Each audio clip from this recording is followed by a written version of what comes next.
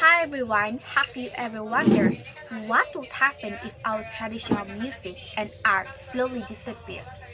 Instruments like angklung and the sounds of gamelan, which have been part of our culture for centuries, are now known by fewer young Indonesians. Today, I want to talk about how we, as young people, can keep our traditions alive and make sure our culture continues to thrive in the modern world. However, in reality, some of our traditions are slowly being forgotten. One clear example is angklung.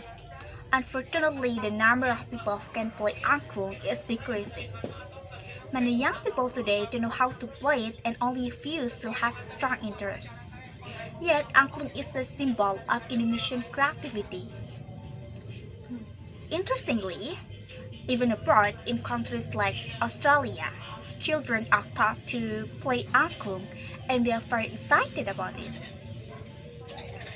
This shows our culture has great potential if we promote it properly. However, globalization also affects our local culture. A clear example is Korean culture. Many young Indonesians enjoy K-pop, Korean food, and Korean fashions. Traditional Indonesian clothes like kebaya and batik are often overlooked compared to Korean outfits like hanbok. Similarly, Korean music dominates social media, which makes some youth less interested in our traditional arts. This shows how foreign culture can influence and sometimes overshadow our own if we do not actively preserve it. So, what can we as young people do? First, we must learn about our own culture. It is not enough to just know the names of traditional dance, music, and clothes.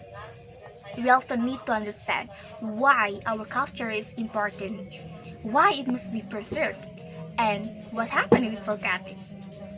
Second, we can find creative ways to develop and promote it. One successful example is the song Lati. The, the song combines traditional gamelan instrument with modern music. And finally, we can use social media to share our culture locally and internationally. In conclusion, our culture is part of who we are. So let's keep our tradition alive and proud. Thank you.